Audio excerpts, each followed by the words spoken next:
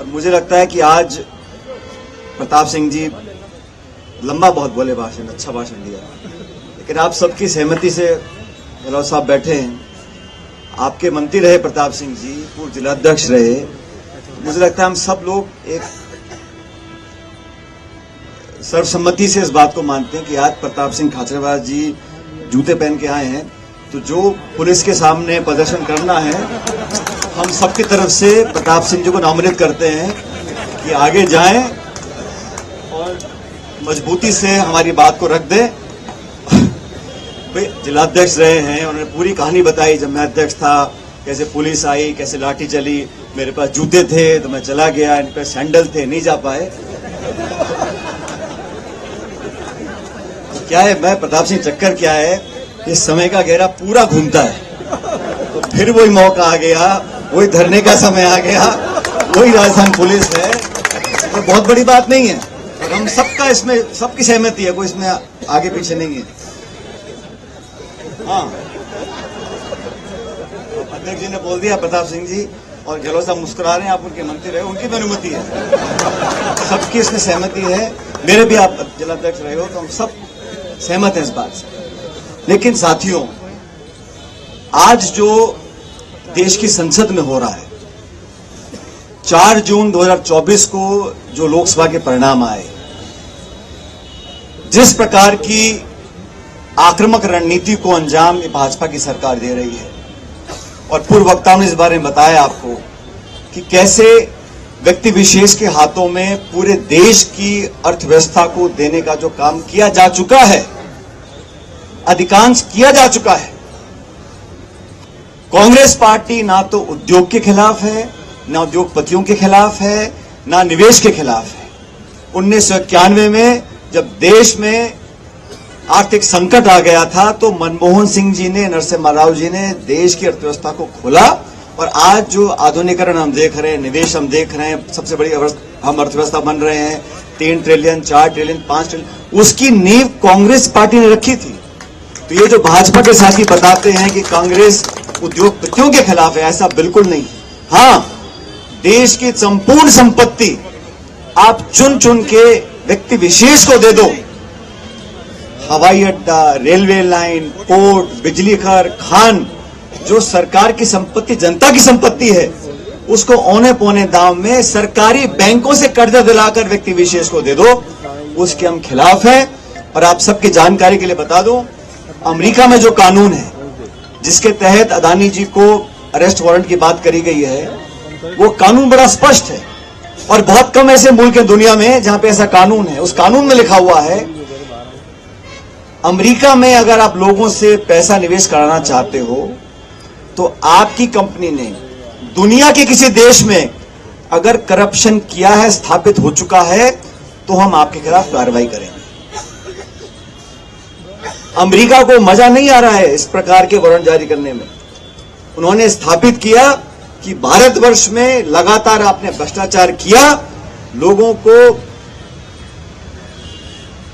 पैसे देकर आपने ठेके लिए, और वो स्थापित होने के बाद अमेरिका में वो वारंट जारी किया गया। अब भारतवर्ष में राहुल गांधी जी ने लंबे समय से इस बात को उठा रखा है कि जो लोग इस देश की संपत्ति को हड़पना चाहते हैं, लाखों करोड़ का ऋण माफ उनका करते हो, तो आप इसको अपने बगल में बिठाकर प्रधानमंत्री जी उनको दोषमुक्त करना चाहते हैं। भारत में जहां जहां करप्शन किया है, जिस राज्य में किया है, उसका खुलासा होना चाहिए और आप न्यायपूर्ण कार्रवाई करो। और राहुल गांधी जी क्या बोलते हैं कि मोदी जी नहीं कर पाएंगे, क्योंकि असली ताकत तो अडानी जी के पास है। मोदी से राजनीतिक कार्यकर्ता हैं, लेकिन पूरा जो षड्यंत्र रचा जा रहा है वो गौतम अडानी जी रच रहे हैं। और आज हमारी पार्टी का जो धरना है वो इसके खिलाफ है कि जहां जहां गौतम अडानी जी के मार्फत भ्रष्टाचार किया गया है, लाखों करोड़ का घोटाला किया गया है, देश में सत्ता का एकीकरण और उद्योग का एकीकरण, उसके खिलाफ कांग्रेस पार्टी है और उसके खिलाफ हम आज आवाज उठा रहे हैं। मणिपुर के बारे में कुछ साथियों ने बोला, किससे छिपा हुआ है कि मणिपुर में लगातार आग लगी हुई है। एक युद्ध वाली स्थिति बनी हुई है। शोषण हो रहा है, महिलाओं के साथ अत्याचार हो रहा है और लगातार वहां पर गोलियां चल रही हैं। लेकिन दुर्भाग्यवश मणिपुर राज्य में सिर्फ 2 लोकसभा की सीटें हैं। इसीलिए भाजपा के केंद्र की सरकार वहां झांक कर देखना बनी चाहती है। ये नैतिकता बनती है प्रधानमंत्री जी की कि वहां पर जाएं, उनके जो जख्म है उन पर मरहम लगाएं, शांति की बात करें, शांति की अपील करें। और वहां पर जैसा जूली जी कह रहे थे, वहां पर भी डबल इंजन सरकार है, तो वहां का जिम्मेदार कौन है? वो चाहते हैं आंख सुलगती रहे और आप वहां जाके देखें नहीं। तो हम सब लोग भारत के समान नागरिक हैं, हम किसी राज्य में रहें, हमारे बराबर के अधिकार हैं। हमारे भाई बहनों के साथ अगर अत्याचार, शोषण, दुष्कर्म मणिपुर में हो रहा है तो हमारा दायित्व बनता है कि हम खड़े होकर आवाज उठाएं और बोले केंद्र सरकार को कि वहां पे आप पहल करो, शांति की स्थापना करो, हम उसको सराहना करेंगे। लेकिन सिर्फ और सिर्फ राजनीति करने के लिए राहुल गांधी जी को कोसना, गांधी परिवार को कोसना, कांग्रेस को कोसना, नेहरू जी को कोसना, कांग्रेस की सरकारों को कोसना, कोसते कोसते उनको आदत पड़ गई और अब अंबेडकर जी को भी कोस दिया। भारत की संसद के अंदर आप भारत रत्न अंबेडकर जी की इस प्रकार अवमानना करें, उनकी बेइज्जती करें, मैं समझता हूं ये किसी भी सरकार को ये अधिकार नहीं है। उन्हें माफी मांगनी चाहिए। पूरे देश से भारतीय जनता पार्टी को माफी मांगनी पड़ेगी कि आपने अंबेडकर जी का जो सरेआम ये बंद कमरे में नहीं कहा, सदन के पटल पर कहा है। और अगर गृह मंत्री जी के वक्तव्य से पूरी भाजपा सहमत है तो हमें कोई चिंता नहीं है। लेकिन भारतीय जनता पार्टी में अगर एक भी ऐसा नेता है जिसे लगता है कि अंबेडकर जी ने भारत के संविधान को लिखा था, उनकी बेइज्जती, उनकी अवमानना नहीं होनी चाहिए थी, तो पूरी भाजपा को माफी मांगनी चाहिए इस प्रकार अंबेडकर साहब की जो बेइज्जती उन्होंने करी। दोस्तों, ये जो सरकार बनी है 2-2 बैसाखियों पे चल रही है और आप लोग जानते हो इस केंद्र के बजट में दोनों राज्यों को, तमिलनाडु को और बिहार को लाखों करोड़ रुपए दिए हैं। हमारा कोई झगड़ा वहां के नागरिकों के साथ नहीं है, बिहार के लोगों के साथ या तमिलनाडु या आंध्र प्रदेश के लोगों के साथ। आंध्र और बिहार को आपने सिर्फ इसलिए लाखों करोड़ रुपए दिए क्योंकि उन सांसदों की आपको जरूरत है। राजस्थान में यहां लगातार बीजेपी जीतती रही, इस बार पटकनी खा गए और 11 सीटें बीजेपी हारी है। उसी की खुन्नस निकालने के लिए इन्होंने राजस्थान को कुछ नहीं दिया। कल प्रधानमंत्री यहां पर आए, बड़ी बड़ी बातें बोली, लेकिन राष्ट्रीय परियोजना इसको घोषित नहीं किया। और ये बात सच है, इस परियोजना के प्रति जो कुछ भी काम किया है, घोषणा किसी ने करी हो, लेकिन काम कांग्रेस की सरकार ने किया है। ये बात इतिहास में लिखी हुई है, इसको कोई बदल नहीं सकता।